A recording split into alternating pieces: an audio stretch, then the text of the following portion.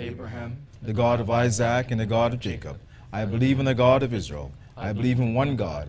I believe that Christ was manifest in the flesh as one God, like the old Israel who painted lamb's blood on their doorposts. I believe that Christ is my true lamb, and his blood is painted upon me. I believe that the same God of Israel will protect me from all evils and sicknesses of this world, and I'll do my best to keep the laws, the statutes, and the commandments. I believe that my Messiah died for my sins. I believe that he raised from the dead, and I believe that he will come again to judge the whole house of Israel. I believe that my God has created the heavens and the earth and everything upon it. I believe in one God who is holy and righteous. I believe that the God of Israel is my Father. There is only one God. There is only one God of Israel. I will give my whole soul, body, and spirit to the one God of Israel, for he is righteous and he is my Father. Hear, O Israel, the Lord our God is one Lord, Selah and Selah. Amen. Peace and good afternoon. peace. Peace, and again, good afternoon, everyone. Welcome to the Israelite Nation Worldwide Ministries. This is a segment that will be AIJ television. So I welcome you all.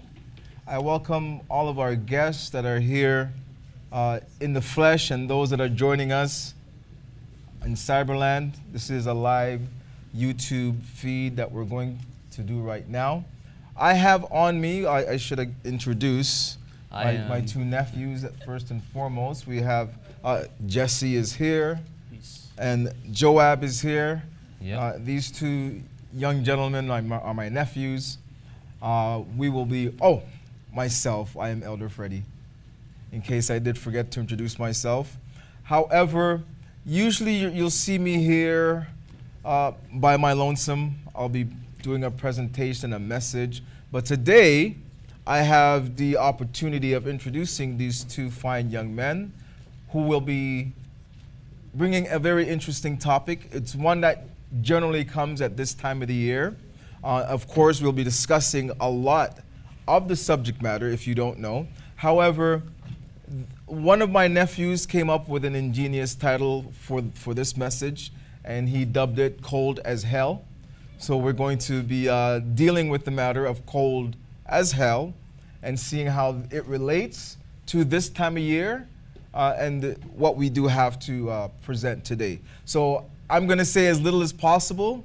I'm just merely here to somehow try and look good in between these two fine young Israelite gentlemen who are the future of our nation.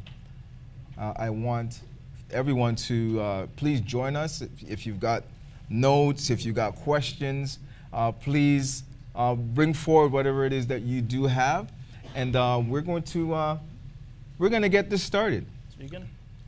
Whoever, I don't know which All one right. of you are going to be speaking first, but hey, go right ahead. All I've right, got my so notes here with me as well too. If you have your Bibles, please take them out. Okay. We are going to start with Luke chapter 2.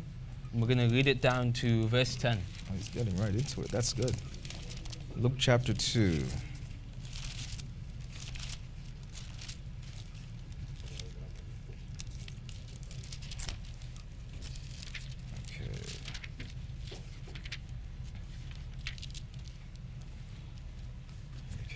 All right, I'm assuming everyone's ready. All right, Okay. so we're going to get started. Luke chapter 2. And it came to pass in those days that there went out a decree from Caesar Augustus that all the world should be taxed. And this taxing was the first made in Cyrenius, was governor of Syria. And all went to be taxed, everyone into his own city. And Joseph also went up from Galilee out of the city of Nazareth into Judah, unto the city of David, which is called Bethlehem, because he was of the house of the lineage of David, to be taxed with Mary, his espoused wife, being great with child. And so it was that while they were there, the days were accomplished, that she should be delivered. And she brought forth her firstborn son, and wrapped him in swaddling clothing, and laid him into a manger, because there was no room for them in the inn. And there were in the same country shepherds abiding in the field, keeping watch over their flock by night. And lo, became an angel of the Lord, came unto them, and the glory of the Lord shone around them. And they were sore afraid. And the angel said unto them, Fear not, for behold, I bring you with good tidings of great joy, which shall be to all the people. So, that right there is Luke 2 to verse 10. And if you read through it carefully, this is pretty obvious that it's in the season of autumn. This is around fall time. So, if you want me to back that up with any proof, I could say right here in verse 8, it says, And there were in the same country as shepherds abiding in the field, keeping watch over their flock by night. We all know that when there's sheep in the field, it's not during the winter, there's no snow around, because it would be too cold for the shepherds to be out there standing with the sheep. So therefore, this shows that this is before winter, and this is not Jesus' birthday, but somebody else's, which we will get to. Anyone else want to jump in? Oh, wow. So, most people think, like specifically the Christians for Christmas, like around this time, they say that Jesus' birth is December 25th. Now, what we just read, or what Job just said, how can that be if, let's see, if Mary is being great with child, Mary is the husband, Mother of Jesus. Mother of Jesus, all right? And she is pregnant at this time during fall, not winter. Doesn't make sense that he's being born in winter as well, because, well, it says right here, he's being born in fall. Well, It indirectly states that it's born in fall. here's what we're going to do just for a little bit, because we're assuming that most of us that have joined on to this channel, most of us that have joined here, we are assuming that we all know something about Jesus. Correct? Yeah. Now, the difficulty and the difference is these two young men here, unlike most of us who have been seasoned with the spirit of this world, I had to ask them, and I did have to ask you this week. Yes. How did you find out about this time of year, this whole Christmas thing? How did you find out about it? In school, elementary school specifically. Okay, and yourself? Elementary school, kindergarten. So, prior to that, where were you educated? We were educated about Israel, not anything about Christianity, Muslim, or anything else. But your formal education, like your arithmetic, your where were you educated? At school. At school? Yes. Yourself? Yep. At school? Yes. All right. Both of us grew up there. So, was there any homeschooling involved at any time in your life? Maybe later down the line. A little bit Yeah, later down the line? But you found out about this whole concept of Christmas because we have to talk about the subject matter of Christmas. This ties into the title, that Cold as Hell. And we need to find out, we just got to dig a little bit deeper as to how you found out and how you were educated about Christmas. So Christmas, to my nephews, was introduced to them when they went to school, public school. So for most of us, I think also that's where we kind of learned the whole concept of this time of year. So what we're doing right now, what they decided to do was, okay, well, let's try and find out where this whole story came from. Yes. So this is where we're finding out about this story. So walk everyone through it.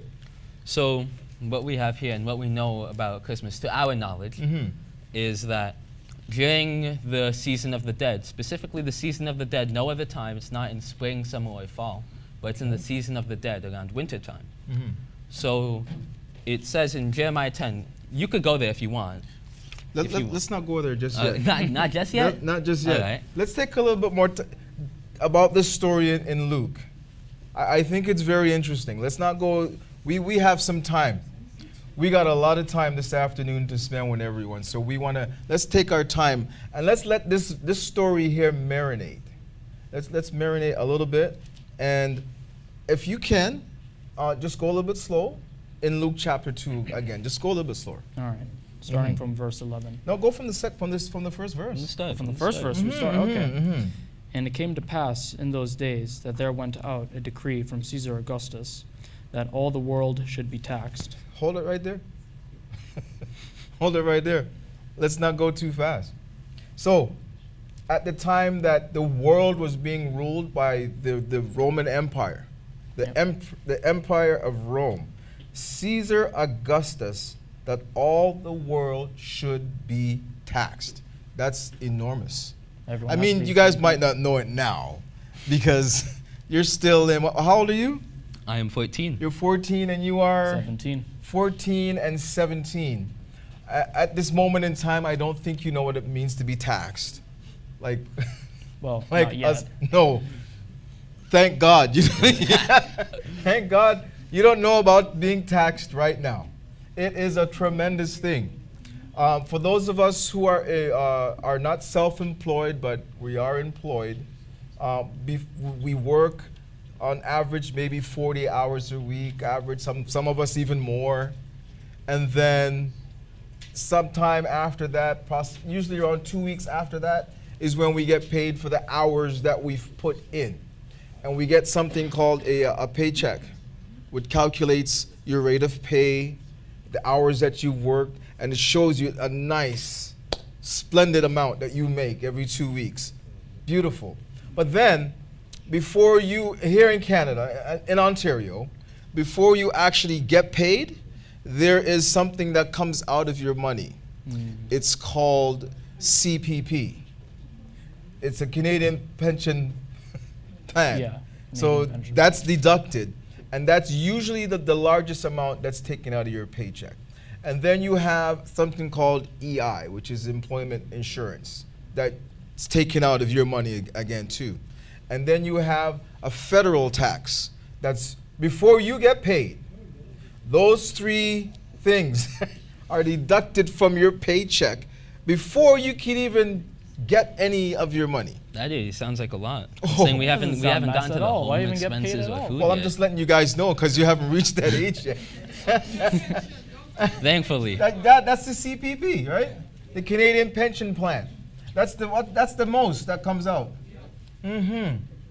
So, this Caesar back in these days, he sent out a decree that he's going to tax the whole world. The whole world for one person. No. No, it's for the whole Listen, royal I want family. you guys to understand that Caesar Augustus was the king in Rome, and the Roman Empire ruled the entire known world. And he sent out a decree, and he said that he's going to tax the entire world, which included the land of Israel, where we were, and which included Jerusalem. And it says here, and it says in verse 2, and this taxing was the first made by Cyrenius, was governor of Syria. So even we're going to deal with a lot of these things as we get older. But I want you to actually acknowledge and look at the subject matter that these young men are taking up. So let's go into verse 3. And what does it say in verse 3? And all went to be taxed, everyone unto his own city. Okay, yes. I mean, in those 3 This verses, is getting interesting. it already says a lot here. Yeah, it shows does. that You can't really tax somebody of food in the wintertime because there's no food in it. there's Nothing nothing has to been give. harvested. So again, that goes right into the point. When would you tax people logically? When would you tax? Spring? Not necessarily. Remember, this is an agricultural culture in these days. When it's Time of harvest. time of harvest, yes. And So when would the time of harvest be? when would that be roughly? Around the fall? September, October? So those 3 verses already show that this does not take place in winter. It does not Yep. take place in the season of the dead. You see that? I'm telling you, if anybody didn't know from before, the youth and the children that we have in this nation, I don't know what to tell you. I don't know what to tell you. But they say it as it's like matter of factly. And they don't understand that old folks like us, we grew up in a time and age where we just did and didn't ask any questions. We weren't even aware to ask questions. Like these young ones that we have, they ask vital questions. And if you don't ask questions, like you would never learn. So that's what I appreciate about our youth so much, is that our youth, they ask questions because they're brought up in such a way that things make sense. And when something doesn't make sense, you tend to want to ask questions. And I love that about their minds so much. I don't know if you've seen them last night or the week before that, on Friday lessons, Saturday lessons, and even today. Our children, our youth, they ask questions, and they speak at such a rate and velocity that you're going to miss. You see how fast we read through Luke chapter 2? You're going to miss like everything that they just read, but for them, it's just a matter of fact. They already know when the taxing season took place. They already know the scenario and what's happening, but I want to hear it from you because it sounds better coming from them than me. About what you were saying about the whole asking questions and getting answers, sometimes you may ask questions that might end up reaching the wrong set of ears. That can sometimes get you into trouble. No, seriously, you can. Has that ever happened to you? Like in school? Oh, yeah. Possibly. Yeah. Possibly. You say, oh, yeah, like it's, okay, what happened, Joe? Sometimes What did I you ask do? too many questions. The teachers say I ask too many questions. Wow. They get a little bit mad at me. Wow. They don't want me to keep talking, so. But isn't that the purpose of an educator? Yes. When you are educating and the students ask you questions, shouldn't they be asking? So what kind of questions were you asking, Joab? The type of questions I was asking was like, so we had like a book assignment not too long ago, and it was like, what were the certain limitations to the book? And I kept asking, does it have to be like a graphic novel? Does it have to be fiction, nonfiction? And I guess the teacher got fed up with my questions. She didn't want to answer them. Keep going with the story. Oh, there's man. more to it? Yeah, there No, is. no. There's- You don't want to Jesse wasn't in my class. This guy wasn't. Oh, in you my told me class. the story. You told me the He's story. 17. You told me the story. Hold on. Let's put it out there. Do you guys want to hear the rest of the story? Yes. Okay, they want to hear the rest of the story, man? That's all I have to offer. Oh, That's man. all I have to offer at the moment. At the moment. Jesse, fill us in with the rest. At the moment. He can say it better. Okay. But for me, it sounds adventurous. It sounds adventurous. When we decide to, as adults too, when we want to further our education, there might be some times when you actually have to go back into the classroom situation, and you find out that it's wow,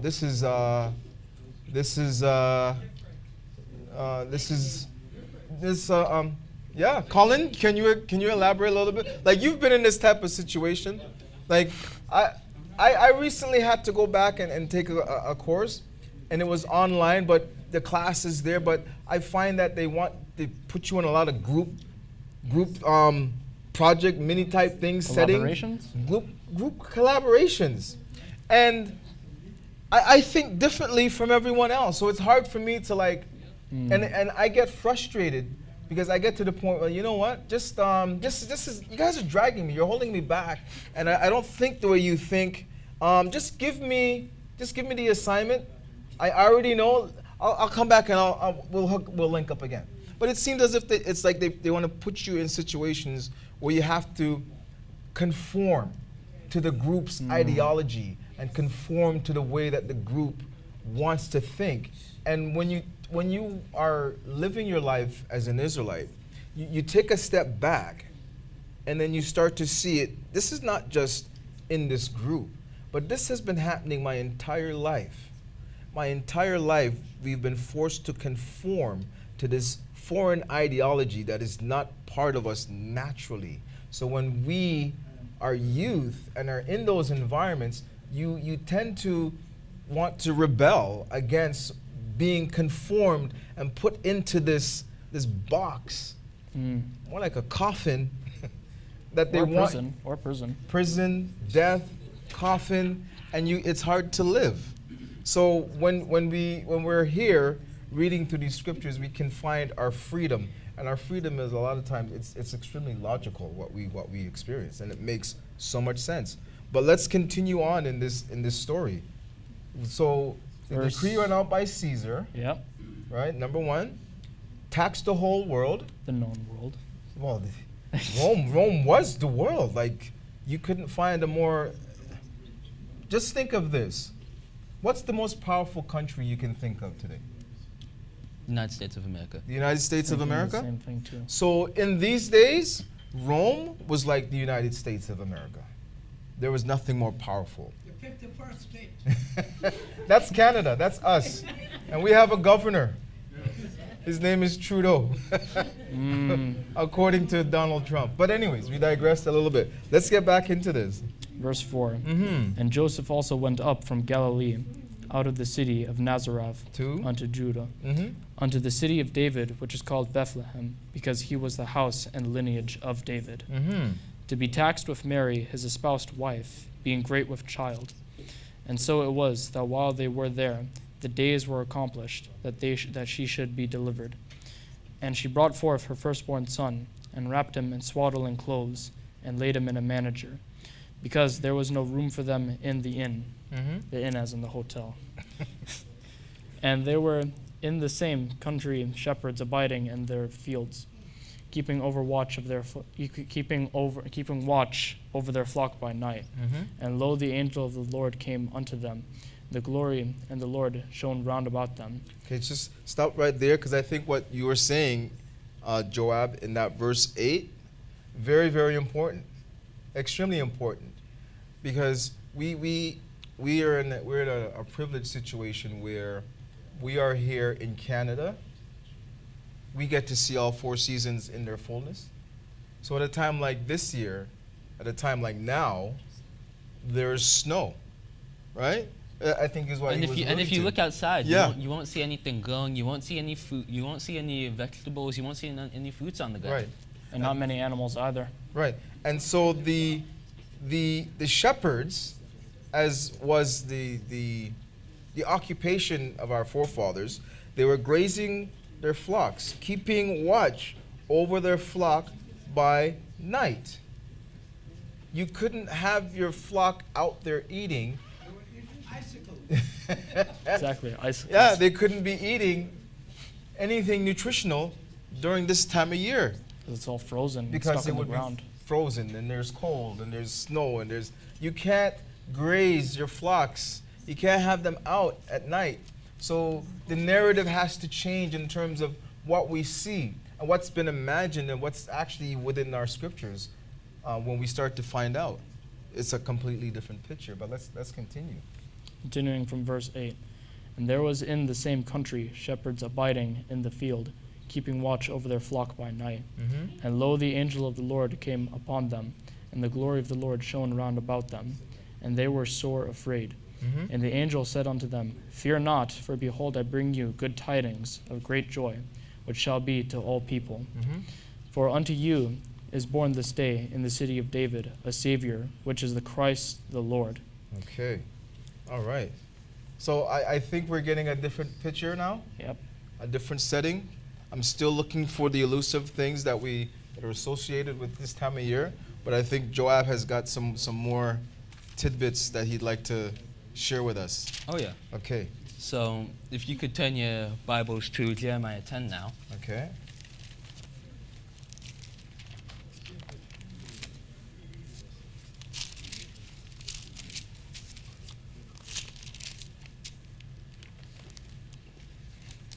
Okay.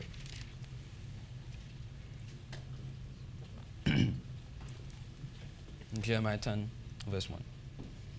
Hear ye the word which the Lord speaketh unto you, O house of Israel.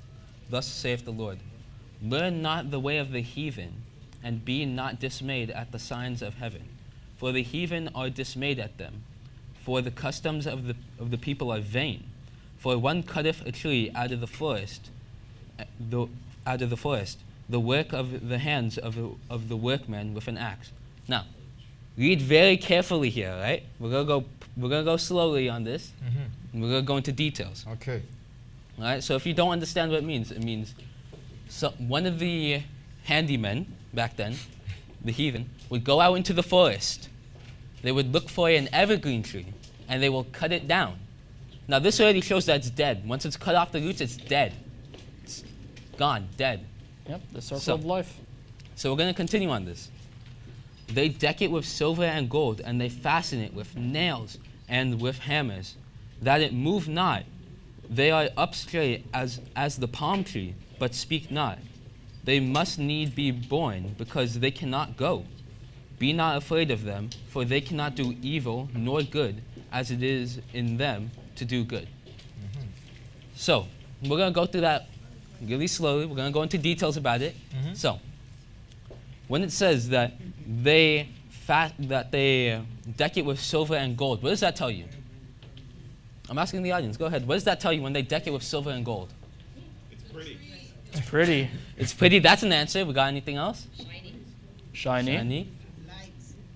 Nice. Shiny, pretty. That's the lights, word. Nice. They make it look nice. All right. They want to make it look nice and good. Attractive too. So when they fasten it upright, it's straight. It doesn't move. It's straight upright. The thing is, it's dead though. So when there's gifts under it, they have to bow down and pick up the gifts to a dead tree.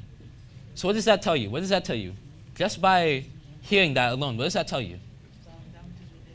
They're bowing down to the dead tree because that's where they think that they'll get their gifts from.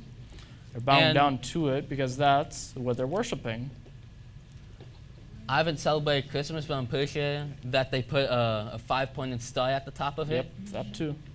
Correct me if I'm wrong, but I haven't celebrated Christmas, so you guys gotta tell me. Well, I'll tell you, I've celebrated Christmas. Anyone else out there celebrated Christmas?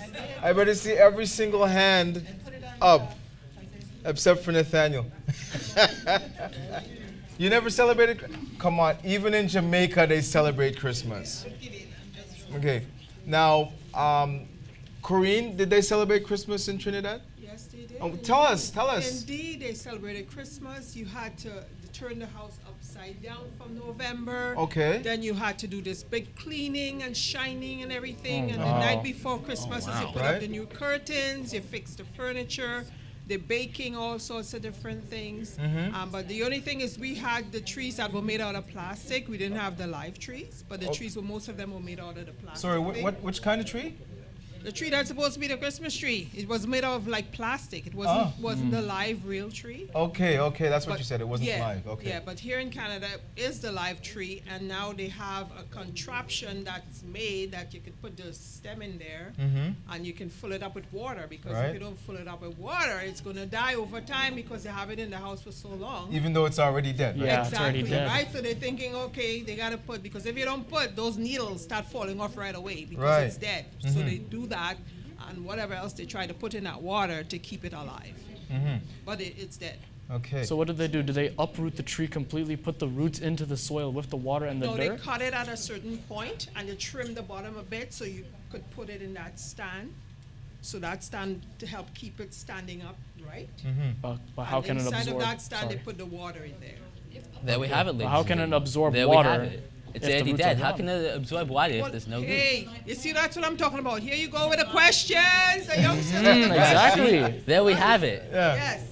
But that's how they think, right? It's going to prolong the life of the dead tree in their house. Okay. Go ahead. Just a little experience here from Experience. attending college in the United States. So, as y'all know, the celebration of Christmas is big over there. So while attending college, I worked in a location called a Scout. So in the Scout, this is where all the students gather to play pool, bowling, what have you. So during this time, without me knowing everything about Christmas, because I from the Caribbean, Jamaica, we didn't really have that kind of celebration to that extent. So they had to cut that pine tree, and then they put it in the water. The water had to be with sugar, because they say sugar is what's going to keep it. So it's not just like the regular water. The regular water is not going to do much for it. So they had to put sugar in that pan or whatever it was, so that it can have some life over the period of time. So this was the experience I had right there. So when she's speaking about it right now, it just came back to me like, wow. Yeah, I used to partake in that that nasty ritual, excuse the expression, but yeah, that's my experience. Thank you so much. Thank you. So that's two and you know methods what? We have an audience full of experiences, because again, you have the privilege, Joab, Jesse, you have the privilege of not celebrating Christmas your entire 14 years, your entire 17 years that you have been alive, and from the time in the womb, they have never ever celebrated Christmas, and you don't know how blessed you are to be in that situation, because for us, it really and truly does leave its mark in our lives. It's a traumatic experience once you find out the truth. And it's not just to find out the truth, having that knowledge, but having the understanding of what you were doing and what it caused for your life spiritually, what it was doing to you spiritually. And I know you've got some wonderful things that you're going to share with us, Jesse, Yep. Regarding that particular aspect of what it is, which is very, very important for us to know and understand. Elder Michael, you had something to say? Yeah, so I just wanted to say, there are a lot of people out there that really want to give gifts, and I don't want to disappoint them. So if you leave my gifts at Walmart, the closest Walmart, I'll pick it up. You don't really have to bring it and put it on because I don't have a tree. But I'll pick it up at Walmart. Is that okay to ask? Because I don't know too much about Christmas, so I'm just asking. Why not at your doorstep? Why not at your doorstep? Yes? Is that okay? I'll leave it at my doorstep. Yeah, that's fine too. All right, so I think most of us, thank you, Elder Michael. Thank you so much. Most of us who have a Caribbean background, we grew up celebrating Christmas here.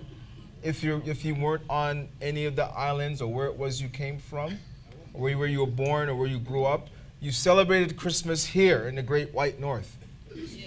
We did this every single year. And again, Corinne, we couldn't afford to have the real tree in the house. So every single year, they would go in the storage closet that we had. There was a rectangular box. They would take out that box every December and erect this thing in the house. We had this. So yes, your grandma and your grandfather, my parents, they would erect this thing in the house. They would, as according to Jeremiah chapter 10, they would deck it with silver and gold. We couldn't afford real silver, real gold, or real tree. So you had the silver thing. The thing that goes around. It's like a long ribbon. A ribbon. It's frilly. A streamer, frilly thing. What's it called, Elvis? What's it called? Trussels. Anti-Charnette said streamer. And that streamer. Yeah. But you use it and you decorate it. It's to represent the gold and to represent the silver.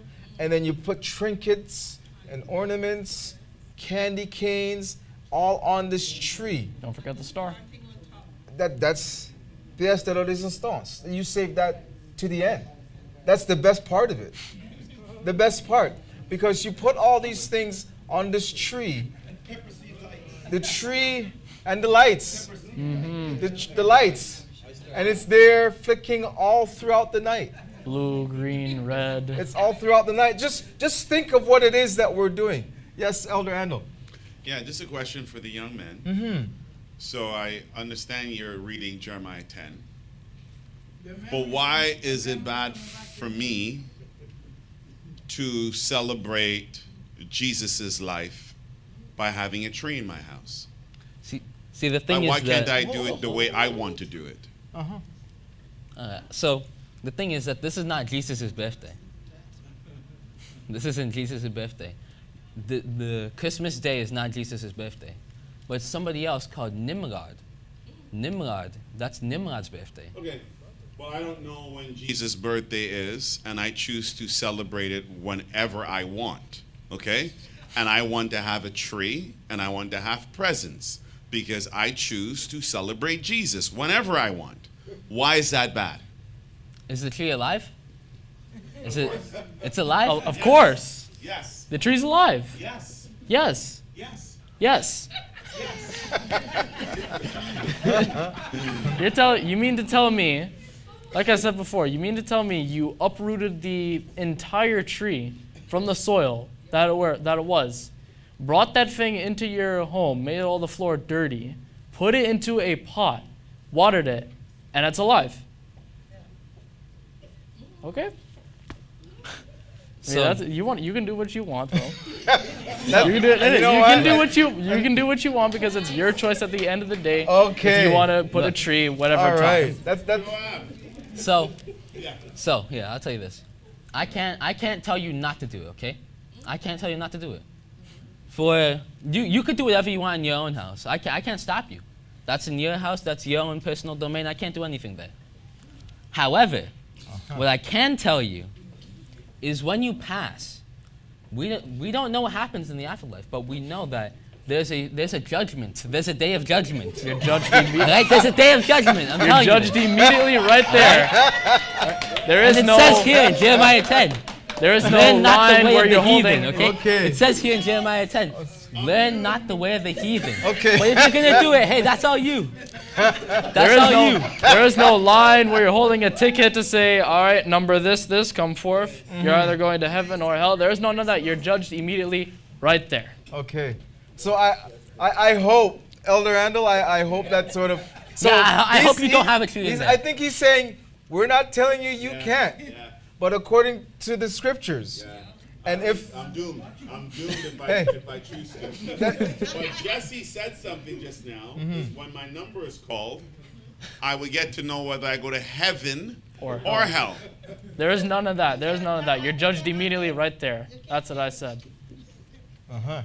well, that's a very that's Like, there's- extremely important. But I think what he's trying to say is we'll take this in stages. And the stage number one is if you're not concerned about going to or being amongst the saints or getting to that stage, continue on with the tree, continue on celebrating Jesus whenever you want to and however you feel.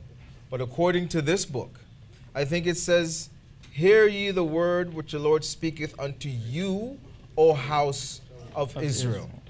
Yeah, no, it's good. Learn not it says, thus saith, again, can I repeat that? Yes. O house of Israel.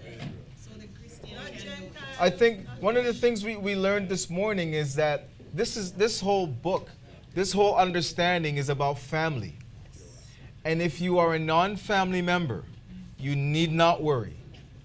However, if you are a family member, you would have to be, as it says here, O house of Israel. Thus saith the Lord, learn not the way of the heathen. What do you call them? Heathen. I know when we were all used to be Christians, that was a serious word. In some places they call you Eden. You're not Eden. You know, like devil worship on Eden and all them. Like for some reason when it's said in a certain accent, it just brings out the real filthiness of it. So learn not the way of the heathen, and be not dismayed at the signs of heaven, for the heathen are dismayed at them. That's right. For the customs of the people are vain. Vain as in they're not worth anything. They are vain. The customs. Here I got a question for you guys. Yes. Do you guys have a meaning for? Do you guys know what vain means? Do you guys know what vain means? No, I want to hear from you guys. I'm asking you guys. All right. You guys don't know? No. All right. So, to my knowledge, what vain means is you do it for yourself. You do it because you want it. You want it. You don't need it, but you want it. That's what you want. You want it. Not needed. Those two words, they're very different. Want and need. Yes. There's a very big difference. It's of no use. Exactly. Thank you. For the customs of the people are vain. They are vain. So what Priest For Daniel was one saying, cutteth the tree out of the forest. So you cut the tree out of the forest. Once you've cut the tree, From its roots, it's dead. yeah, Once you cut it from its roots, it's dead. no matter what you do, you can put it in water, you can put it in Sugar spring water, you can put it in phosphorus water, sugar water, honey water. It don't matter what kind of water you put it in, it's dead. I mean, Dead. You could use the same analogy with a human. So, Yeah. if you look at your body, Yeah. right, your heart, that's what keeps you alive, your heart. But if you cut that off, you're dead. Your body, it's done, over, just like that. So you could use the same analogy of the tree with the human. Indeed. That's a very excellent point, Joab. you're also cold when you're dead too. Sorry, say that. I don't think they heard that. You're also cold when you're dead too, just like the tree that you just cut down. The It's heat, dead. the heat will leave your body. So we're gonna tie that in a little bit soon. Not just yet. We're still on the topic of Christmas Day. Not just yet. right? Okay, so let me just go back to finishing this. You guys let me know when I can finish. For one cutteth the tree out of the forest, the work of the hands of the workman with the axe. They deck it with silver and with gold. They fasten it with nails and hammers that it move not. They are upright as the palm tree, but speak not. They must needs be born, because they cannot go. Be not afraid of them, for they cannot do evil, neither is it in them to do good. The customs of the people are vain. Learn not the way of the heathen. I think that's where we're at. And I think you guys have learned rather well. So please continue. I'm enjoying this more so than everyone else that's sitting out there watching this. I'm enjoying this very much. So go ahead. What do we got next? Wait. Auntie Lorraine has a question Yeah. or something to say. If the book that the heathens are reading and it's saying that learn not the ways of the heathen, Mm-hmm. why they use that book and say Jesus born on Christmas Day and have this Christmas tree, and the Bible is telling you that it is vain. Okay. So why they use the Bible? I think Jesse Thing is, I can't tell you about that because I don't know what's going on in their head, but it's right here. It's right It's there. in this It's Bible. right It's in here. this Yeah. book, Yeah. right Yeah. here. Yep. It says, So "Learn they are- not the way of the heathen." So they really accept that they are heathen. Yeah. Yeah, Basically. Guess so. Yeah. Isn't That's that the amazing? Yeah. You could be a heathen, read the book, and see what it says, but still go against, and then at the same time say that you're worshiping Jesus. Isn't that amazing? And many other gods too. Money making. Isn't that amazing? Go ahead, Jesse. Go ahead. Many other gods too. Like you could say, like you could read this and not understand it, right? You could also read this and take the things out of it and put it to your own use or knowledge, or put it into your own form. The reason why the reason why Jeremiah said, he was a prophet by the way, the reason why he said that this would happen is because that he knew, well, he's pretty much supposed to know that the people would do this. But where did they get the inspiration from? It's a question to you all. Where did they get the inspiration from? They get their inspiration from their fathers. Pretty much it's a money-making thing. And We have a mic. the Go mic, ahead. the mic. Don't be shy. There's a mic in the middle of the room. Hey, you're not gonna call about that much. Just saying. as it said in, I took in Revelation, they get it from their father, which is Lucifer, which they're serving. Secondly, it's a money-making thing. It's all about money. It's nothing to do with the Bible. It's just a cover-up for the Bible when you look at it. For those who are blind. It's the love of Here. money. Yeah. The love of money. That's very dangerous, the love of money. So, continuing here in Jeremiah 10, what does it tell us? Like already, what does it tell us from verse 1 to 6? What does it tell us? 5. We've read up to 5. I think we read it twice. You guys got any answers? What's the question? So what does it tell us from Jeremiah verse 1 to 6? It's very detailed. Learn not the ways of the heathen. That's one. That's one. That's something. Thus saith the Lord. Do you think if you were teaching a class, how would your students, if this was your students, how would they be doing right now? Oh boy, that just says it all. It's okay. It's okay, teach. It's okay, teach. It's okay. So I just asked Joab if the studio audience was your classroom, and you asked your class questions, and they didn't give you a suitable answer, and asked them how you think the students would be doing. Did you hear the big sigh that he just, and especially after he read all of that, what we just read, that would mean that he was highly disappointed. That would mean that they're not following along. Joab? Okay, we're gonna. Do you guys know his name is Joab, right? Like, Joab within the scriptures is a fierce warrior. Had you been on the battlefield with him? Yeah. Go ahead. Just a comment. And just thinking about the lesson and just everything that you guys are bringing to the forefront. Yes, we hear the lessons, on Christmas, but every time you sit down, you think, how was I so deceived? Because it's not just, it's for, financial. It is something that is, it's ingrained, it's deep. And if you look at the tree itself, that tree sits there 365 days a year. And it's there, it's in front of you, it's in everybody's front yard, that tree is, majority. And in this time, it comes alive. You don't even think about it, but it's the same way how we live our life. Like, that is ingrained from birth to the next generation, to the next generation, to the next generation, to the next generation. It just sits there, and it just lies in wait. And then it comes alive, and then it goes. So you're thinking, oh, Christmas is over. But no, it comes in Halloween, Christmas, same time. It doesn't, you think it just one day. If you're celebrating somebody's birthday, you're not celebrating somebody's birthday for the entire 5-6 months. You don't even celebrate the birthday before.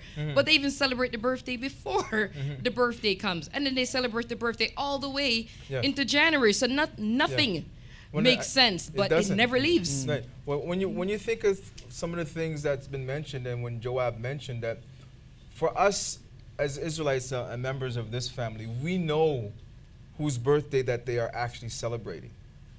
And he mentioned that. He mentioned that the birth date that you're celebrating, it is not the birth date of Jesus the Christ, the Israelite whom we know. Because we discovered that he was born at the times that the Romans collected taxes, which was at the end of harvest season. There's a good 3-4 months in between December 25th and the time that harvesting was done. So we know that there is something off. But what he did allude to is that the birth date on December 25th, which is extremely important for everyone to know, it is the birth date of Nimrod. It is a birth date of someone very ancient that goes way before Jesus the Christ was even born physically. So it's something that we have to take notice of as to why it continues to come up. It just recirculates and circulates and comes back, and it's always here. And this has been going on for millennium. So we're nothing new to this. It's just everybody's a part of that system, that machine that continues to worship a particular person who's honored on December 25th. And we have to remember that that person was not an Israelite. And they don't question this either. No questions. So there's No a question. questions. There's a question in the chat, in the live chat from someone. So the question is, what significance is the tree for Jesus Christ's birthday? Oh, I'll tell you about the tree. Sorry, hold on a sec. Hold on. He will tell you about the tree, and then, where certain people can put the tree when they're ready. But he's ready to do that. I kind of have to. Like I said, his name is Joab. He's ready to go. He has his sword. He's ready to go. However, again, can you read that question nice and slow? Because there was What? something very important in that. Yes, what significance is the tree Yes? for Jesus Christ's birthday? Okay. That is what I would want the Christians to answer. Oh, they would want. That's the question in here. Oh, I'm sorry. They would want the Christians to answer? Yes. We can't answer. Yeah, you got us on that one. Yeah. Number one, we are not Christians. No, that's not a question for them. That's not a question for them. Oh, is it like a rhetorical? Yeah, exactly. Okay, so it could be a rhetorical question. However, I could tell you about the tree, though. I could tell you about the tree. However, I could tell you about that one.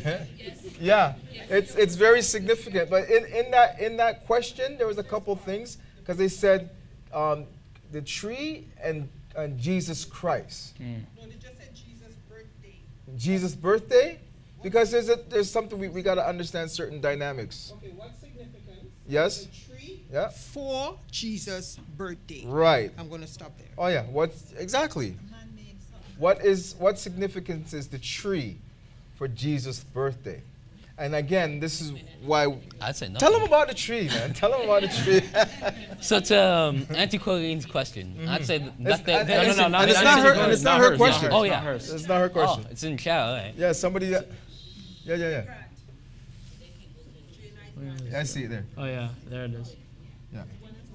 J. Knight Go ahead. Grant. All right. So I'll tell you the correlation between the tree and Jesus. I would say that there isn't a correlation. There isn't. There's not Because supposed it's to be two one. different seasons and two different things going on. The tree, I'll tell you about the tree though. So Yeah. the tree, during the season of dead, when the heathens looked around, all the trees were naked, nothing. But then there was one tree that happened to be green. Can you guess what that tree is? Yep. The evergreen tree. It's the evergreen tree. Pine tree, evergreen tree. Yeah. I called it a pine tree when I first looked at it. Yeah. So they decide, hey, why don't Let's take our time with that Yeah. tree just a little bit. I know you want to get to it, but notice the name of the tree. It's the what tree? evergreen. It's the evergreen tree because it's green when? It's always green all throughout the year. And when all the other trees have shut it down, because the trees go through cycles and they say it's time to shut down. The other trees say it's time for us to rest because the season has changed. We are going to rest. But that tree says, I'm not resting. That tree says, I ain't resting.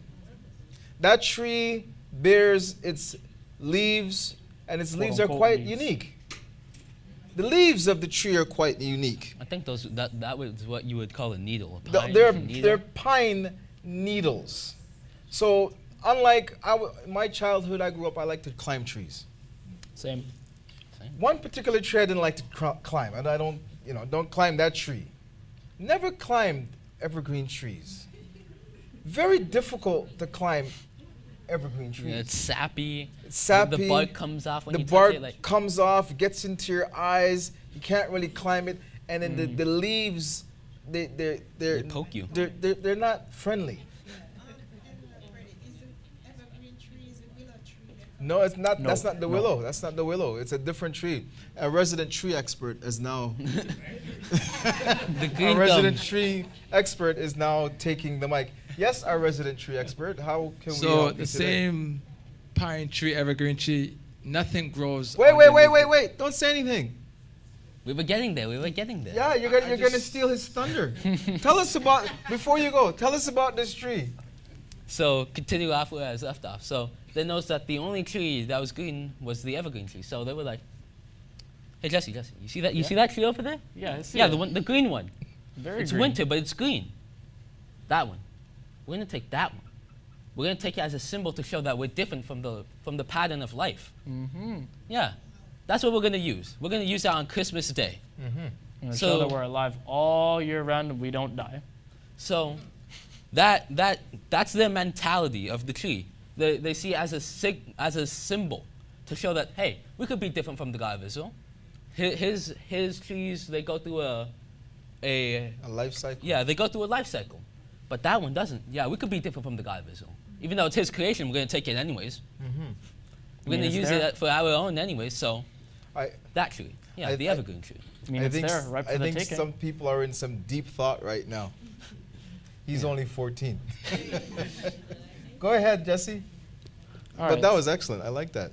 I like that really much. So a little bit more on the tree, right? There's another type of tree. There's another one that looks like almost the same. It's a cedar tree. From the And- same family. Yeah, some of the same family. And my dad was about to say that the stuff under it dies, Yes. right? Or that it's acidic, like the soil around it can't exactly, well, other stuff can't live with it unless it's the same type. The cedar tree, specifically in Lebanon, they have their own Christianity and their own Christmas as well. And since they use this tree, because it's native around in their area, they use this for Christmas. But they look almost the same. They even have it on their flag too. Red, like red on top, red on the bottom, white in the middle, and then the green little tree, which looks like the evergreen Seriously, tree. you could take out your device and search up Lebanon, the country Lebanon, and you'll see on the flag. You'll see on the flag that there's a cedar tree in the middle of it. The interesting thing that I'm going to have to just interject with the cedar tree of Lebanon that grows naturally in the country of Lebanon, those cedar trees are not like any other cedar trees on the planet. They grow to enormous heights, bigger than any cedars on the planet. The trunk could basically fill this room as to the diameter of these cedar trees. That's massive. Those cedar trees was what was cut down in order to build the house for our God. When Solomon commissioned, when you read in 2 Chronicles, when he commissioned the building, it was the king of Tyre who sent and gave cedars to build the house of our God. The wood from that tree is extremely durable. It is not like any wood. And even the cedars that you can purchase here, in order for you to purchase cedar, it's like trying to buy gold. That's how expensive cedar wood is. It's extremely durable, extremely useful, and very, very, very expensive. But that tree, very particular, because on the flag of Lebanon lies a cedar tree in the middle, because that tree was worshipped as someone. Or something. Or someone, something. It's not alive. It was a tree that was Can't be in someone. a tree that was in the garden. And if you were here this morning, we spoke about trees. And trees are very significant, extremely significant. But I think you need to tell us, you've been quiet a little bit there. I know. He's holding back. I don't know why he's holding back. He's got some information to give us regarding the whole matter of the cedar of Lebanon. So more about it is the other stuff around it dies, right? The soil, not so great. The cedar tree, very tall, very durable, right? Why does everything die around this tree? Because it's very Yeah, to my acidic. dad's point. Yeah, to my dad's point. The sap and the needles from this tree are acidic. And if you know acid, it burns. So it kills everything around it. Like, believe it or not, on my front lawn, we have a massive cedar tree, evergreen tree. My brother came a couple summers ago to trim it. So he trimmed the bottom of it, and you remove the large branches at the bottom. Everything under that tree is dead. Nothing grows underneath the cedar tree. Nothing. Yeah, as a matter of fact, whenever I'm outside, I notice that not even mushrooms I've seen under the cedar tree. What, not even Not even mushrooms. Okay, now that's pretty sad. If Mushrooms mushrooms feed. can't grow, yeah, and mushrooms, they're from spores. They don't grow from seeds. They grow from spores. Another thing to look into dealing with mushrooms, because, wisdom and understanding, just because something is not there scripturally, you could understand certain things, like where do mushrooms typically grow? On dead stuff. Things that are dead and dying, decaying. That's where mushrooms would grow. But mushrooms won't grow underneath a cedar tree. Because it itself will die. Because it's too acidic, right? Yeah, too acidic. Again, so continue. That's a very interesting point. I hope we're all taking notes and marking these things down, because it's very, very important. Although we're talking about something you have to take a look as to how this tree plays such prominence in the home. I'm going to get to that. And you might not have a real one, you might have a replica of one, but you have to understand the meaning of this particular tree and what you are bringing into your home. On a yearly basis, every single year without fail, it comes into your home. And as my nephew mentioned, you deck it silver and gold. You bring it back to life. You put the gifts underneath it, and then you bow down to receive your gifts at the base of this tree. Thing is, they tried to bring it back to life, but it's not. It's already dead. Well, we know that we don't experience these things, but within their home, they will tell you, when you leave these doors, they will tell you there is a spirit that is out there. 'Tis the season to be jolly. You guys think it's a joke. They play the tunes. I don't shop, but I know when I go into the mall, they play the songs continuously. Continuously, they're there. You can't escape it. And then there's songs that lyrics, that when you listen to some of the lyrics of these songs, it's like, wow, are you actually listening to what they're saying? In our school, they would play like early days, like this week, they would play it early, and I'm hearing it and like, okay, this one's talking about Santa, this one's talking about Christmas, and then another day, this one's talking about Jesus Christ. I'm like, Exactly. I'm hearing, wait. So, Christmas, Yeah. Jesus. Uh-huh. But Christmas is supposed to be a whole thing, isn't it? It's supposed to be for one thing. It's Yeah, Jesus. so who is Santa? So who's Santa? Bingo. Right there. Satan, just change the order of his letters, you get the same person. Yeah, and that's who you want to come down into your house and give you your gifts. When you bow down to the tree, you're bowing down to. But he can't get down my chimney. He'll just get it. He'll just get in anyways. Well, if you have your tree up, Elder Michael, he doesn't need to come down the chimney. He's already there. I don't have a tree. I'm sorry. Okay, well, that's the best thing that we can say. Continue. Go ahead. But back to the Lebanon tree. So, during Christmas time, right, they would use this tree. Now, why would you use this tree to represent what was before the evergreen tree, right? That's supposed to show the whole symbol of life. Why would you make this tree also look like the Christmas tree? Why would you make it look like the evergreen tree that's said to be what was it that you said, Joab? Pardon? What was it that you said to be about the evergreen tree? You gotta tell me. Weren't you listening? I was listening. It's supposed to be alive throughout the year.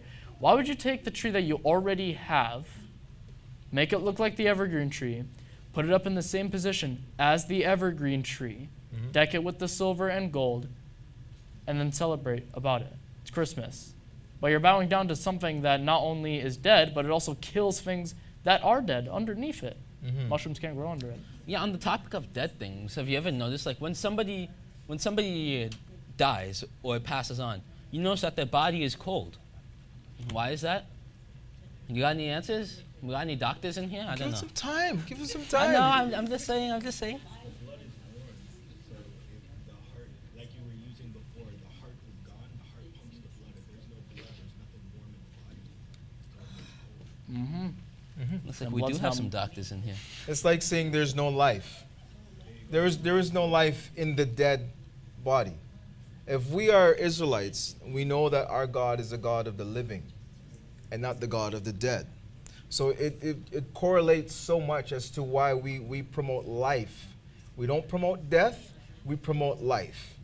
The same way that a certain time of the dead is upon us, we don't do any sort of celebrations.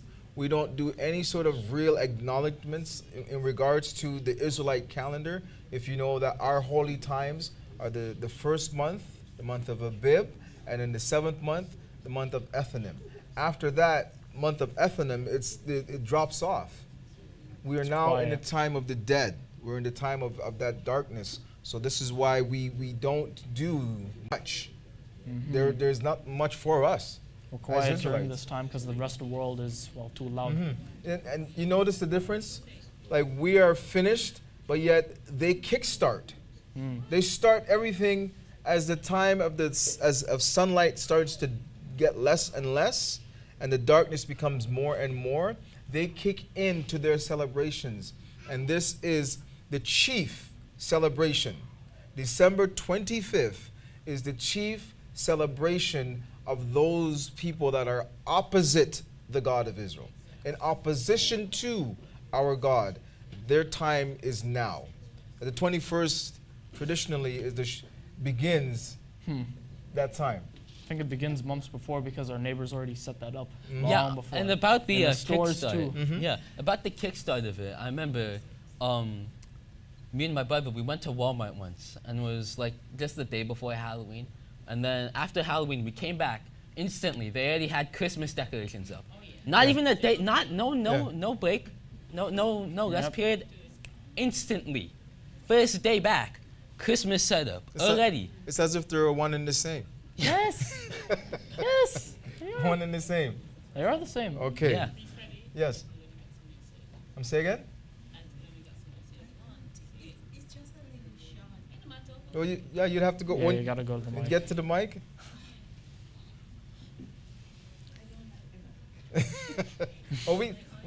Everybody needs to hear you. Yeah, it's just something short. The scripture is saying, do not deck it with silver and gold. But it's like the heathen are mocking the scripture. Because they said they sung the song, deck the hall. With? Bounds are falling. So the God of Israel is telling his children not to deck it. Right. And them turn it around and say, deck it. Yeah, and then they laugh in the And song. then they laugh. In the song they say, fa la la la la la la la Yeah, la. yeah. It's like they're laughing. Yeah. So these heathens, Yeah. just. Yeah. I always found it good point. Yes. It is. Like, you will. So these heathens use the scripture just to mock it. Yeah. Yes, that is so important that you say that, Lauren, because if you remember what Elder Michael always talks about, Elder Michael always talks about the what is it? Not so much the Hellboys, but Elder Michael always refers to the Negro spirituals. The importance of the Negro spirituals is not only that it's for us, but also in songs is when you find out the culture of a people in their songs that they sing, because those songs are ingrained. Like singing and songs and those rhythmic patterns is so important for communication to the spirit, because we do it here. We have our own new songs that we sing, but there's a bunch of songs that we all grew up knowing, and those songs have been there for a time. So that particular song, they say deck the halls, and then they laugh. They are mocking, because that same Jeremiah chapter 10, we all know when this book was published, in 1619. That's the year 1619. 619. That's when it was published. That Jeremiah 10 has been there. It's not like they just added Jeremiah 10 recently. Jeremiah chapter 10 has been there since the book was comprised and put together in English. Even in the other languages, Jeremiah chapter 10 was there. When 1619 only means that it was made in English. So those same people who have been telling us about Jesus all the time have been reading Jeremiah chapter 10 all the time. And I had a personal experience with a coworker of mine, a Christian girl, and I showed her that scripture. And she just said, "Oh, well, I'm just going to go back because in my pastor." It was my pastor. So I said, so after she was quiet for a while, and that's the effect that this word has. They're quiet for a while. You can see it turning in her head. You can see it turning in her head. turning in her hand. But then it comes back to, yeah, but my pastor says we're going to do this. Even though she just read Jeremiah 10. They're going to, listen, do this as a test. Because a lot of us have family members out there, right? Just as a test, ask them to read Jeremiah chapter 10. And then see what they will do, because I will guarantee that they will go right back and continue to celebrate Christmas. They will. Right back into it. But test it out for yourself, and that's how you know that there really truly is a spirit. There is a spirit that just prevents people from seeing. Eyes they have, but they see not. Ears have they, but they hear not. It is only the select few that are here will actually see this. And thank God for our nephews who are born into this. They don't know anything else. They have never celebrated Christmas, ever, in their lives. But they can tell you what it's about, and they can tell you what's wrong and what's right, what's truth or what's lie. And it's so refreshing to have this. That gives me hope and promise that there is truly a God in Israel. There truly is. So continue. I just had hold a on. little break. Auntie Shamba. Oh, sorry. Auntie Sharm, go ahead. So amen to that. There's truly a God in Israel. Mm-hmm. Not only a God, but the highest and the greatest God. Amen. The Bible is an Israelite book. And the people that celebrates Christmas and started this, they know it too. Because in one of their Christmas songs said, "Born is the King of Israel." That's that one. That's that song. Born is That's the one king. that's- Yes. I also would like to know which part of the Bible states that we must celebrate the birth of Jesus. There was no instructions given to us to do so. There isn't. In fact, the Almighty God didn't even want us to know when Jesus was born. That's why he hid him for 3 months. And the next thing I would like to say and encourage everyone who's listening as well to Google the origin of Christmas, because I just did, and it's surprisingly, it's right there. It's 300 and something before BC. So Google is a good way. Yes. Thank you. The beauty about it is nothing is hidden. So here we have it. You have your choice. People can choose to worship the God of truth, or they can choose to worship the God of the lie. It's your choice. It is your choice. And that's a beauty.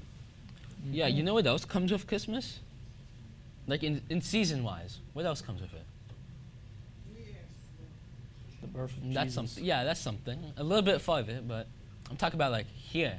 It's outside. It's everywhere. Pardon? Snow. And what else does snow have in it? Is it cold? Is it hot? It's cold. So the season comes around the season of the dead. We know that dead things are cold. So they are celebrating Nimrod's birth in the season of death. So what does that tell you? Because it They do this without realizing it too. yeah, and another you want to know another place that's cold? Take a guess. Hell, yes, hell.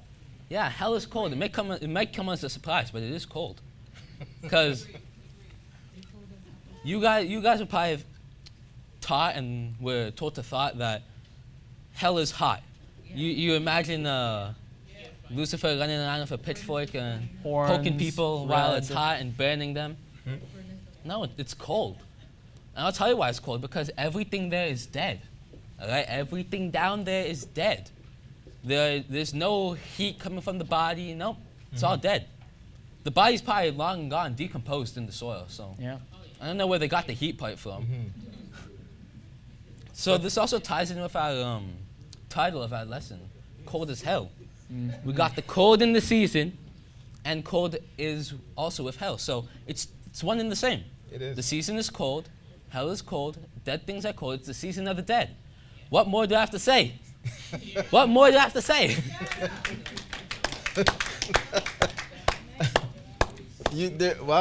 I think that was a drop the mic moment. It was a drop the mic moment. But we're going to continue because we have some more time. Oh, yeah. But again, just to reiterate, and I'm not saying anything new, because I want these young men to do most of the talking, most of the teaching. I'm just an old head here, and I'm in awe. I'm giddy right now. I really don't know how to place my sentence in terms of what I have to say. I'm usually pretty good, but I've got nothing at this moment in time, because he's exactly right. When we think about our Father, our God, the God of Israel would always, for example, when he appeared unto Moses, what was it that was so pivotal and so outstanding in that meeting with Moses? What was it? Burning bush, fire, burning bush, not burning. The burning bush, the all-consuming flame. So that tells you that our God, one of the symbols of our God, it's fire. It's heat. It's fire. It shows life. Exactly. So if we're talking about, And he can contain it. and he can contain it, right? So these are one of the elements of our Father. Like, if he controls fire, if he's the God of fire and uses fire, like, how can you conceptualize that fire would be actually residing in hell? Like, that doesn't make any sense. It makes does no He's sense. the God Yeah, it of the doesn't make living, any not the sense. dead. Hell is dead. Yeah. So again, the concepts of Christianity have seeped into our minds to where we're boxed in our thinking. So we're all raised to think that the devil is a person that's got a tail, he's got a pitchfork, and he's either red or he's black, and he has horns, and he's shoveling people into this. I know it's funny to laugh at now. I know it's funny to laugh at, but this is what we were raised. This fictional, fictitious world that was made up for us to believe that someone who has no authority over us is teaching us, and teaching us from the book, our Bible, because we know that these things are not true. And you still have some information. Yes, that I do. Oh, we don't have much time, so you better pull that out. I know. So you mentioned so- Christianity, right? Hold on, wait, hold on. No, wait, hold let me. Hold on, Okay. let me. This is great. Let me.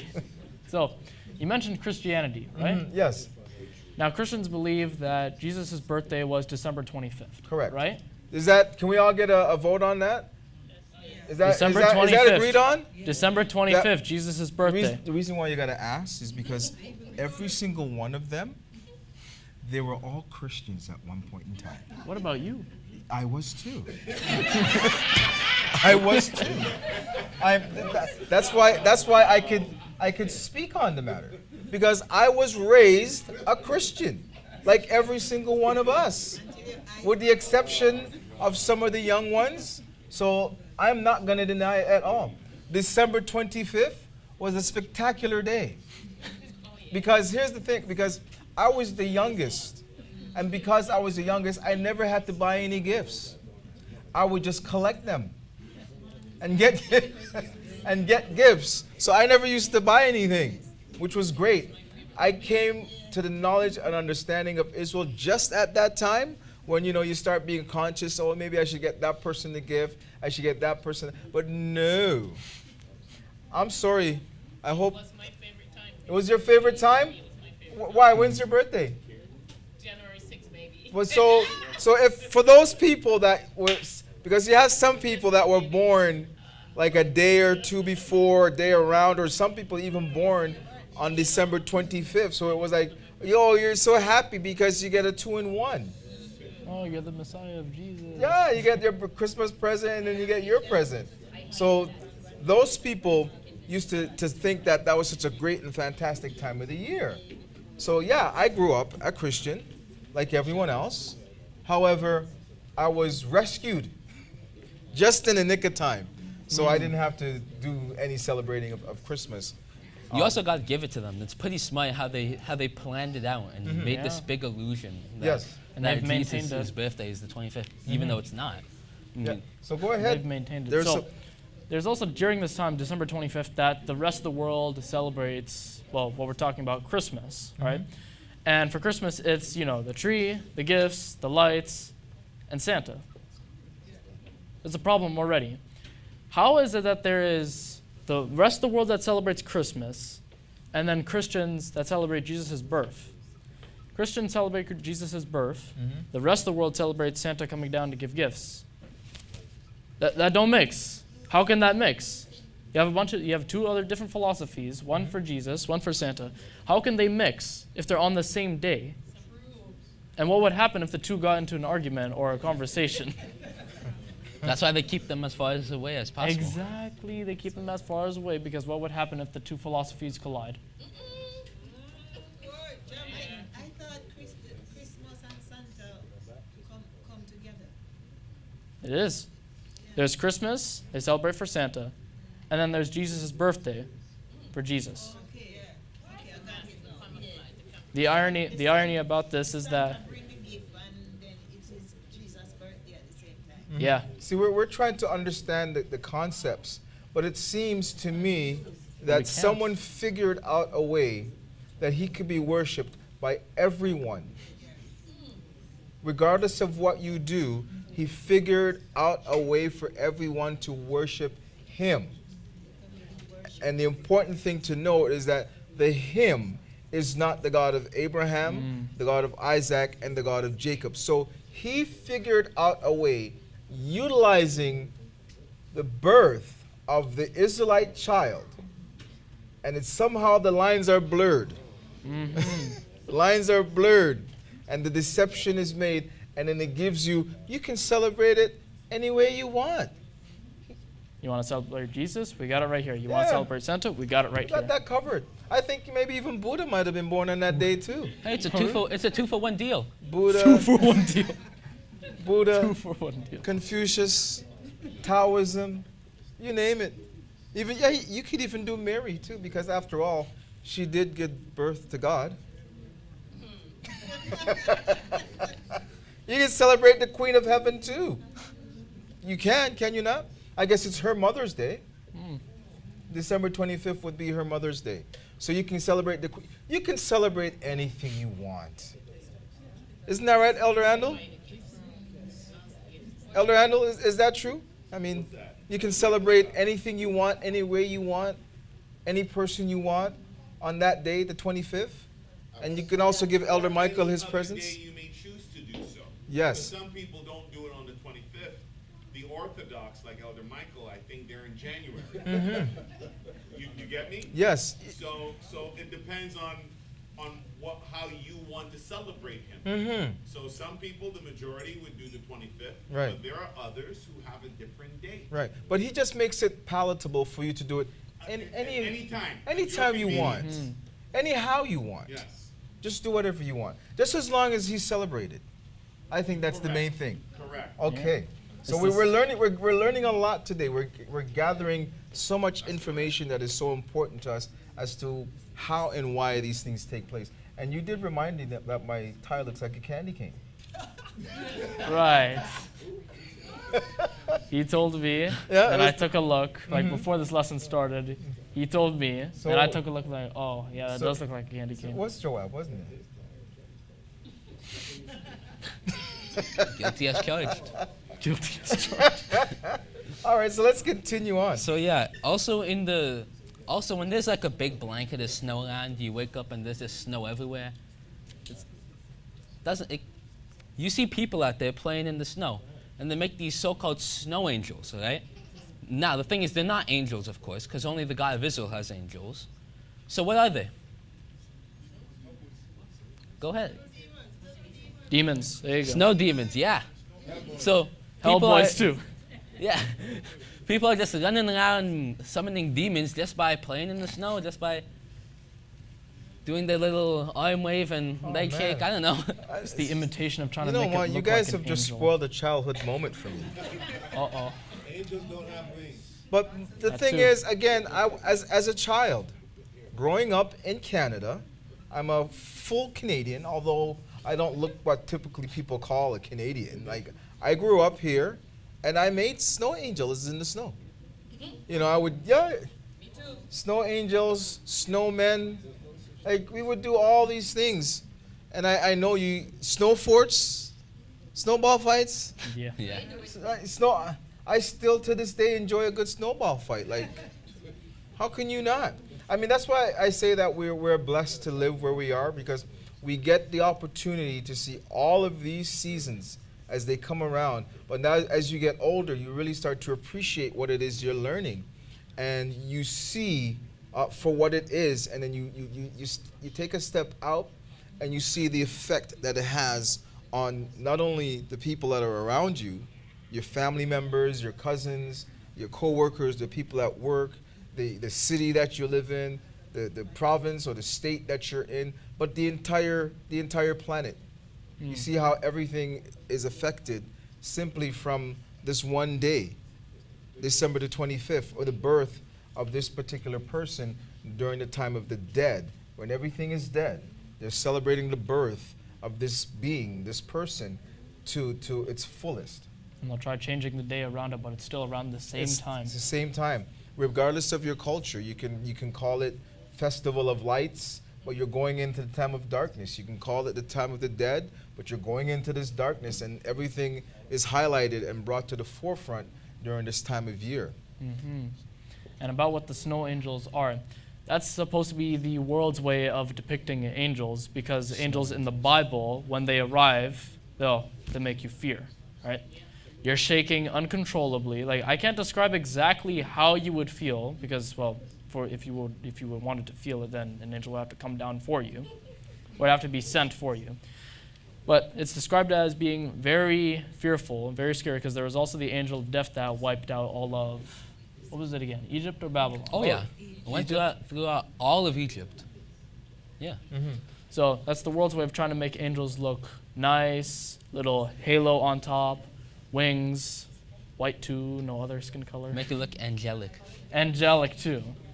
So that's the world's way. And by the way, you also mentioned snowmen too. Yes. Oh, yeah. Just for some context, snowmen are inherently evil, or any snow structure. It's with the intent of building it. Right? If you're intending of making, hold on. If you're intending to make a shrine out of snow, right? And if you're planning on praying unto it, or bowing down to it, or giving gifts to it, that's your intention right there. What me and my brother had as intention with snow was building tunnels for fun and making little snow forts to fight each other with snowballs. Okay, that's... So, yeah, snowmen are inherently evil. Okay. That's what you build out of the snow. See, the reason he slammed the table is because we ruined another childhood memory. Thing is, people don't like the truth. They don't like it. That's why the lie sounds so nice. That's why the lie sounds so nice. Well, you're like... He doesn't like the truth. It's not that I don't like it. It's like, what do you guys do for fun? I just told you. Snowball fights, snow forts, dig tunnels for fun. Oh my gosh. Like, I would be out in the snow. Like I don't do it now, because as you get older, you know, like the bones and the knees start to tell you that, you know what, I need to be someplace, I need to be back in my natural environment where I can soak in the rays of sun and work on my tan. I can't do it anymore. As a child, you couldn't take me from outside. I would be outside all the time, whether playing hockey or building snowmen, snow angels. Yeah, snow angels. Really, they're snow demons. Yeah. So, just call them snow demons. It's not snow angels. It's snow demons. Okay. All right. And if you see one, you might as well cover it up before it spawns one. I mean, it might. That's what it's representing. It might spawn one. Well, he isn't wrong. Oh my! You might see a demon or two pop out of the ground, out of the snow. Okay. Wow. Thanks, Jesse. Sorry for ruining your job. Hey, it's okay. So yeah, do we have any questions? Any questions? Any questions? Anyone? Well, if there's no questions, let's continue on. No, I think too many I'm thoughts. enjoying this. I think immensely. we're doing too many of the happy thoughts. They're not in the mood to ask questions. No, maybe. I think what they're probably waiting for is some more enlightenment from these two gentlemen here. So if you can continue, I think this is great. All right, sure. All right. So get on with it. So another thing. So Christians, Jesus' birth. Rest of the world, Christmas tree and Santa. Right? Okay. The two don't mix. Okay. The lines are blurred, Mhm. but they come from somewhere. And what we said before was they came from us. So let's turn to Matthew 1. Okay.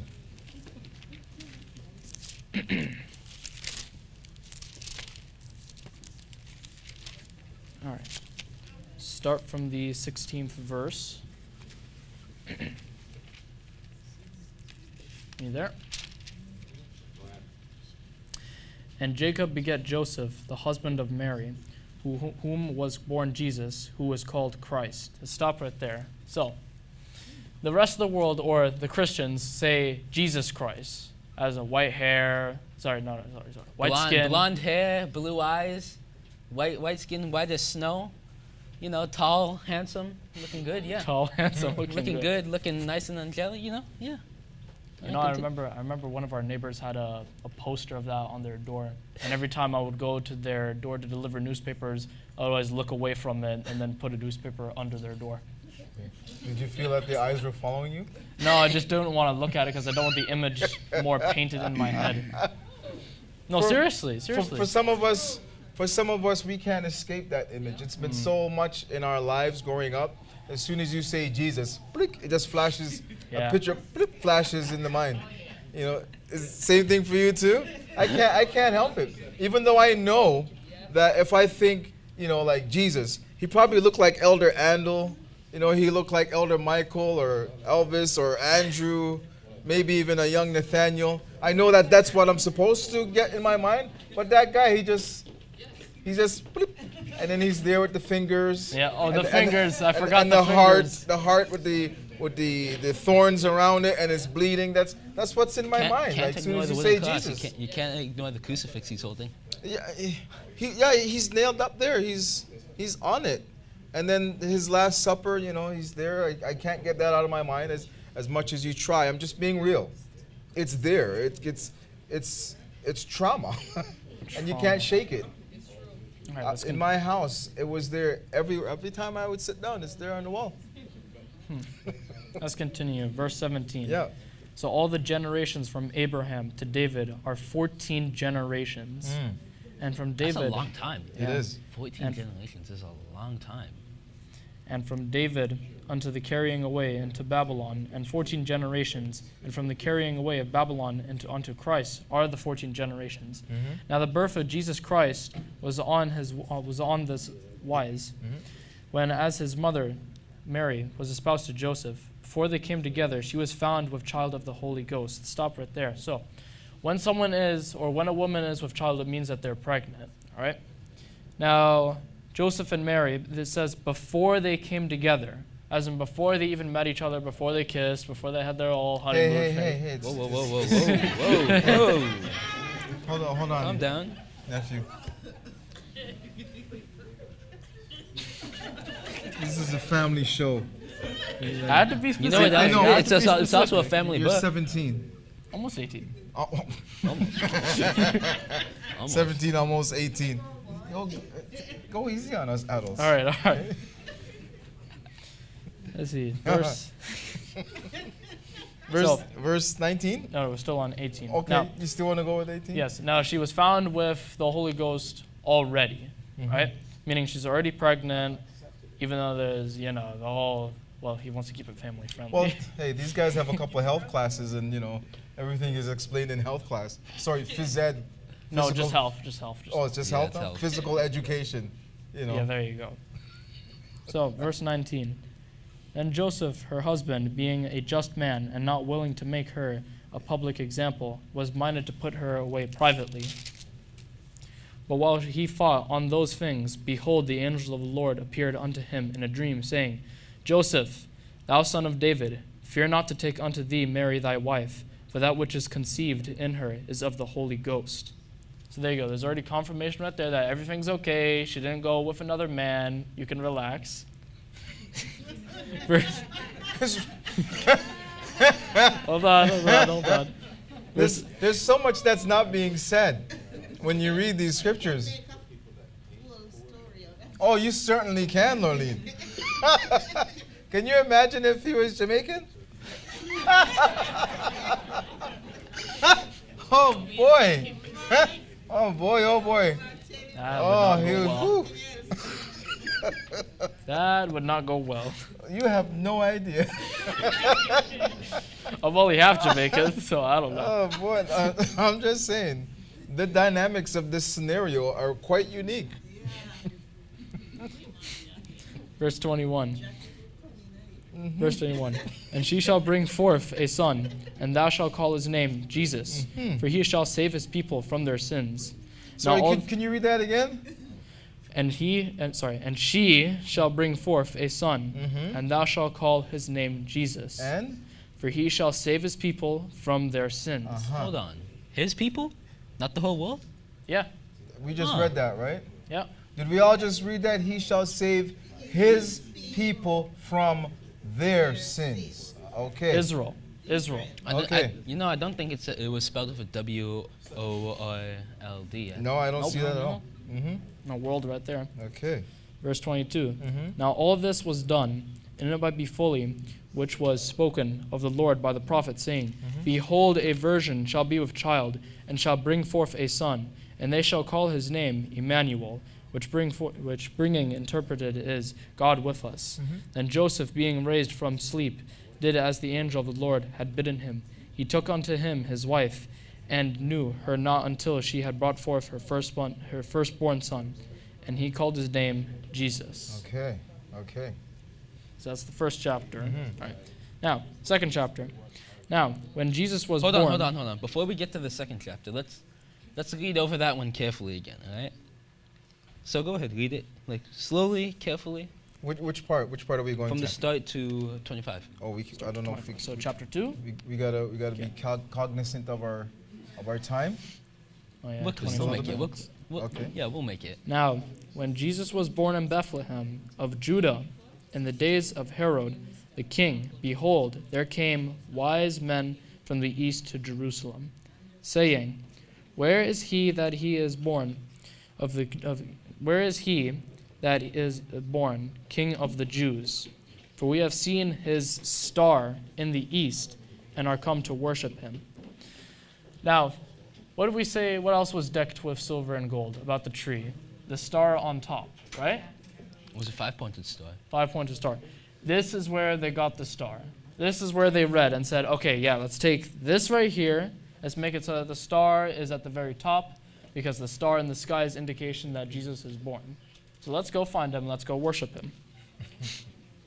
And when he had gathered all the chief priests and the scribes of the people together, he demanded of them where Christ should be born. And they said unto him, In Bethlehem of Judah, for thus it is written by the prophet, And thou Bethlehem in the land of Judah art not the least among the princes of Judah, for out of thee shall come a governor that shall rule my people Israel. Then Herod the king, when he had privily called the wise men, inquired of them diligently what time the star appeared. And he sent them to Bethlehem, and said, Go and search diligently for the young child, and when ye have found him, bring me word again, that I may come and worship him also. Now this isn't what he's really going to do. When they had heard the king, they departed, and lo, the star which they saw in the east went before them, till it came and stood over where the young child was.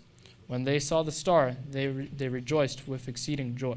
Okay, so I'm taking it, what you're saying is that the star, Yes. which is it's so important for the quote-unquote tree. Yes. The idea and the concept of the star, they take it from this. So again, we're seeing that blending and meshing of the two, which makes it so difficult for people to understand. So when you go with logic and try to explain scriptures, all they are seeing is what they grew up with. Yep. The concept of this star, the tree that is prominent in the home, which we don't see anything about the tree. There's no tree here. There's no tree in the manger. There's nothing to do with a tree. But what we do find in terms of a tree is in Jeremiah 10, where it says the exact opposite of what you should do regarding that tree. Learn not the ways of the heathen. Be not dismayed at the signs of heaven, because the heathen are dismayed at them. But yet, for some reason, the power that is there, the spirit of the air overtakes and overrides that to where you're not even thinking logically. Yeah. There is no logic thinking to what is actually happening. It defies logic. It defies God himself. It's like saying that the sun doesn't raise in the east. Like, they have convinced you to the point where you actually honestly do believe that December 25th is the birth of Jesus the Christ. They even said that they wrote down the time.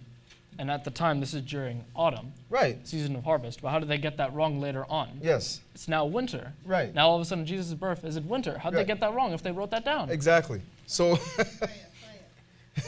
you tell me. I don't know. But there are some, and I'm just a simple person. I am just a simple person, but you have educated people, highly, extremely educated people that are telling us that Jesus was born on December 25th. And the reason why we have the tree in the home is for his birthday. The reason why we get and receive gifts is for his birthday. The reason why we do all these things is for Jesus' birthday.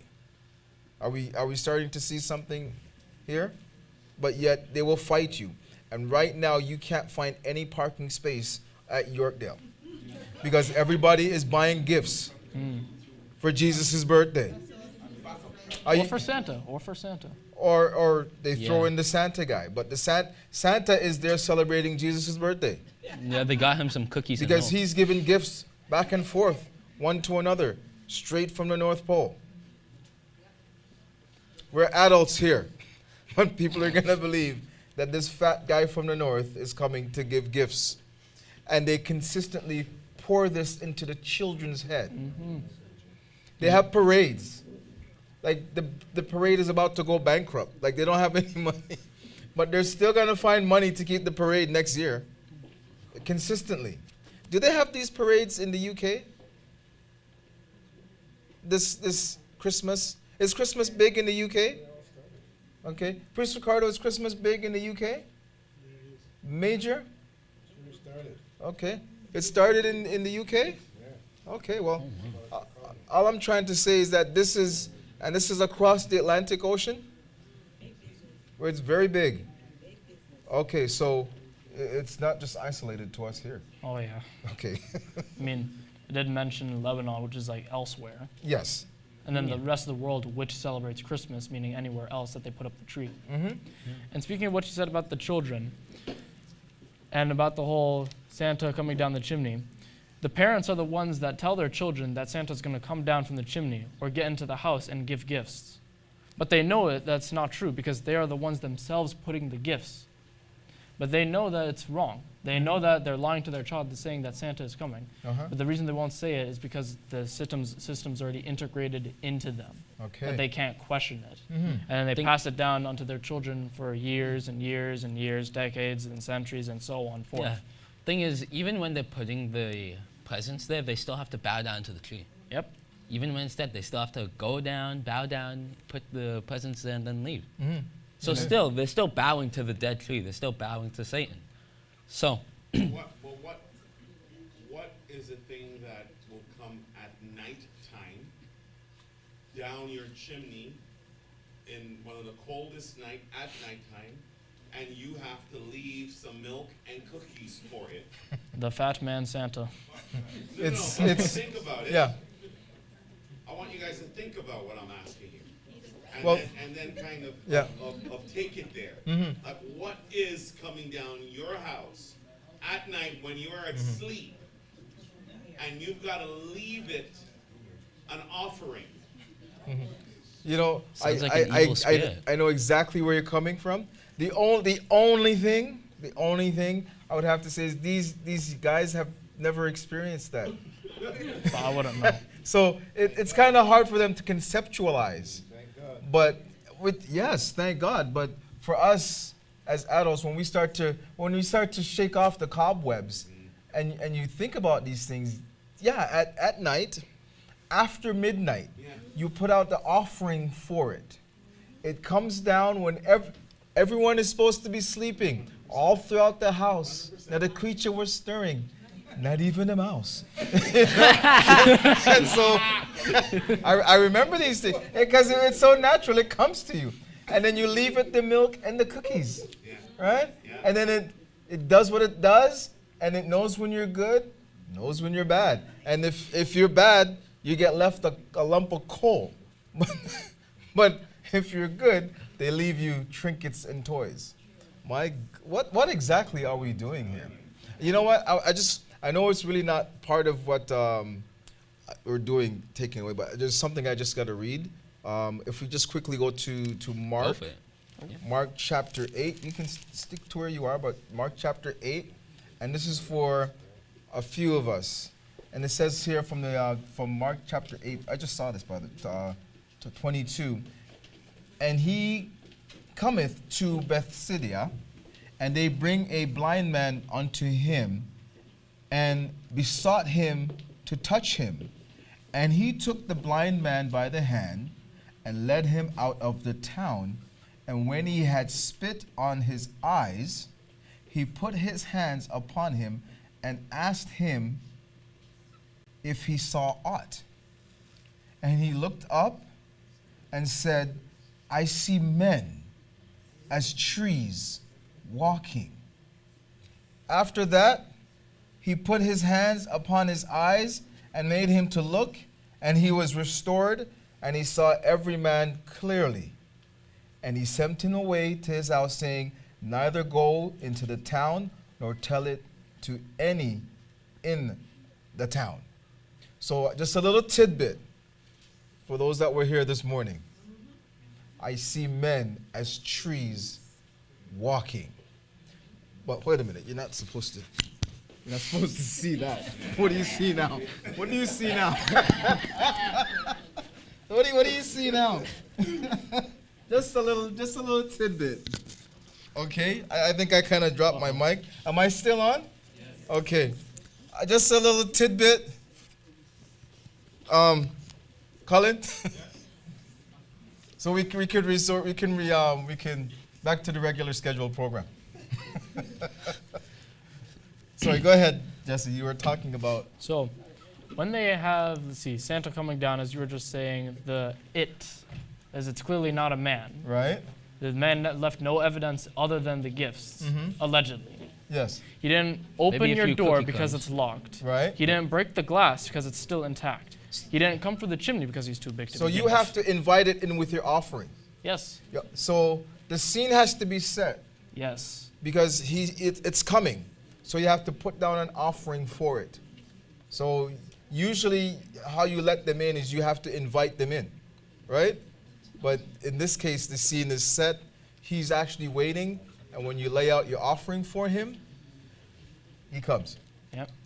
I had to jump in on your tree talk because it is relatable, 100% relatable to what you guys are talking about, because the young men talk about Lebanon, but even if you go further back to Genesis, there's a tree of knowledge of good and evil. Right. Right. So all the way through this tree, which you just read, is interchangeable. The man saw men walking as trees. So the tree is just symbolic, but it actually represents someone. Yes. So to your point, the tree in the garden of knowledge and good and evil is some tree that we should not have engaged with in that way. That same tree is in people's houses symbolized on December the 25th. That tree that we were forbidden to deal with is in people's houses December 25th. On the point of inviting the demon over to your house, it sounds a lot like summoning a demon if you think about it. You have to give it an offering. You have to set it all up. You have to put the nice lights and set it up and invite it into your house. It's like summoning a demon. It is. Not that I have any experience. I'm just saying. I'm just saying. Thank the God of Israel, you don't have that sort of experience. Oh yeah. Some of us we can never live. It never goes away. It stays with you for your entire life, and you might not even realize it, but there are certain things that would block your path to knowledge and understanding if you continue to entertain these demons. If you continue to have these demons as part of you, it's going to be extremely difficult for you to let them go. As a matter of fact, it gets to a point where you cannot let them go, and they will not let you go. They will not let you, because they're comfortable. They like the host. They like the home. They like what's been provided for them. Therefore, they're not going anywhere. Yep. And when they put these decorations up, it's pretty much a sign for them to come all the way over here. And there's the part that you said, the it part, Santa, is supposed to be like offering the milk and the cookies. The decorations, sign for them to come in. Them as in there's multiple individuals or a group. These spirits, they come into your home when you've opened up to them. You're not opening up to them physically, it's all about spirituality. Sorry, it's all spiritual. Because you put up the signs right there for them to come here. You put the red, white, green, blue, tree, like all of that there, telling them to come here and mingle with you. Yes. But you don't realize it because you can't see them. And because they're mingling with you, like you said before, they're not going to leave you. You're not going to leave them. They're going to end up staying with you. They're going to end up attracting more bad spirits. I agree with you so much, because the fact that you said that people invite them, it is so strong. Like the season is so strong that you are willing to say in your own heart and mind that I am going to go against God. I'm going to go against the God of truth because I know that it is wrong. Somebody told me that it's wrong. I know something is wrong about it, but I'm saying I don't care.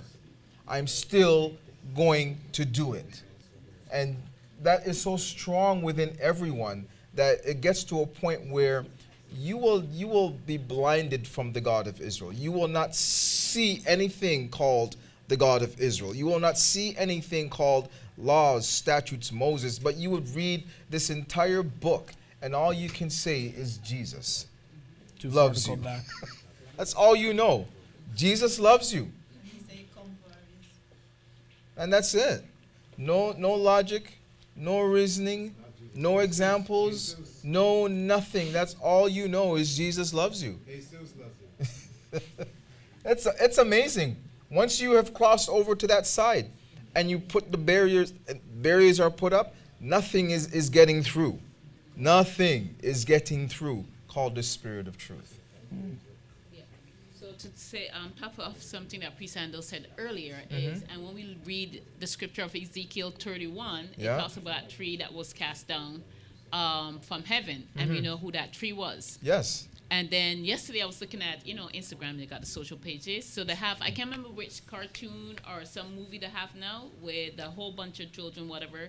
They're spelling out, we love, supposed to be Santa, but at first they spell out, we love Satan. And then they switch around and said, we love Santa. So it's something that's going on now. It's a Disney movie also. So it's out there. It's all in front of us. Yeah. So I'd say with the last 10 minutes we have, I'd say we should recap. Wait. Hold on. I still have some more. I still have a little bit more. Like, I'm about to end on what I'm saying. So you have the spirits within your house. They're not going to leave. They're with you. You don't want them to leave because you're still keeping Christmas. So you're basically telling all of them to come back here again. Now, it's kind of like, let's see. It's kind of like when you're going to work or school for us, right? When you go there, there's like a bad mood, like, oh, I don't want to be here. I've got this, got that to do. Like, I don't want to do this, right? Like, you have that negative feeling or vibe when you enter that building, right? Now, what will happen when there's all those spirits that have conjured up into your house for how long that you've been keeping all sorts of other pagan holidays? What will happen when all that eventually conjures up into something physical, like to the point where you don't feel safe in your own home anymore? Like when animals in the wild, like they know when they're being watched by either something that's going to kill them or something that's just passing by. Why do you think they're always tense? They're always fidgety. Like squirrels, for example, they're always looking around like this, like this, like this. Or sometimes, there's a very few times I've seen them that they're relaxed, like they know that they're not in danger. Like what will happen when it gets to that point where you can feel that there's eyes on you? Like what will happen? Multiple personality, Jesse. Are you asking? This is pretty intense. Yeah, I'm asking, like, what will happen? Has that ever happened to you? No, Okay. but it can happen. I'm just asking because has anyone ever had that experience? Like you enter certain places, you don't feel good, you don't feel all right, you're angry all of a sudden, or you're in a bad mood. Sounds like some paranormal activities. That's some Ghostbusters stuff. You gotta get the Ghostbusters on speed dial. Ghostbusters. Yeah, you gotta get them on speed dial. Oh So my yeah, gosh. with our last 10 minutes now, now let's recap. So Okay. Wait, Auntie Corrine, did you have something to say? Yeah. Sorry. So to your point there, have you ever felt? Yeah. So I went into a store. This is like about a year ago or something. I went into this Indian store, and as I entered in, I was gonna buy, I don't know, some chips or something. I entered in, and I felt like, how should I say, it like heavy, and then I felt this kind of like, it was more like a grabbing kind of feeling. If that makes any sense, right? It was uncomfortable. Yeah, like something. So you ever like, sometimes some people will get you boiled up, like angry, right, for no reason. But then sometimes your anger stays, like kind of what Elder Andel was saying. There's something entering in you. So when I got there, I walked in. Then I walked a little further. I said, you know what? I'm not going to go in here. I turned and I left. Now, when I think about it, when I came into Israel and I sat down and I was listening to lessons and stuff, it was a different feeling, but same kind of feeling, because we're coming from like old head here. So Christianity was, in me and everything. So when I came into the nation, it was hard to take in the stuff that was being taught by Elder. Right? Because it's like an onion. You're peeling stuff away. And then it's like there's irritation as things are peeling away. But I stayed there. And the reason why I stayed there is because things began to make sense. Right? How can a fat guy come down the chimney? How can this stuff? How can you have idols up and you're talking about all of this stuff? No one can ask questions. That don't make no sense. So things began to unlock for me, right? So to your point, and then the Indian guy he said something like, can I help you? Are you looking for something? And I said, no, it's okay. And I left. So that's something that we got to look at, because as Israel, you don't want any part of that. You can tell right away, right? They're serving somebody else. You don't want any part of it. Mm-hmm. It's like a beacon. It's like a sub. So when we go out and they're doing all this thing, we disturb things right away. It's like boom, boom. We're disturbing everything because they're running around trying to shop and doing all this stuff, and we come up and it's like a slap. We give them a slap because it's almost like a wake-up call. Mm-hmm. But that's how it is in Israel, because we have the truth. And even though they have the lie, and let's talk about in your scripture. Sorry. Okay, I'm being signaled. Anyways, I just wanted to share that. So that's my experience. It's good that you shared that, though. Thank you, Elder Brian. It's appreciated. So now for the third time, with the 5 minutes left that we have, we're gonna finally recap what we're in these 2 hours. So we love that word in the nation, recap. So let's recap of the recap. So we started with what actually is December 25th. It is Nimrod's birthday. Okay. Right? It is not Jesus' birthday. Mm-hmm. I'm pretty sure most of us learned today that, well, maybe not today. I'm sure we knew this somewhere in the back of our head, but we learned today that Jesus was born during the time of harvest. This is around autumn, right, in the Roman Empire. During winter, on the 25th, they celebrate Nimrod's birthday. Mm-hmm. All right, so we got that down. We got that straight. I know we'll probably come up here again another time and do this all over again. But I don't mind. I'll do it again. So, yeah. So then we went to, where did we go to? Matthew? No, we went to Luke 2 first. Right. Luke 2, where we described 1 to 8, the verses. Yeah. Yeah, that's where we described Jesus' birth and where it was and what season. Mm-hmm. Then we went towards the cold as hell part, and we saw how we used the human anatomy with the tree, and if you cut it off from the roots, it's dead.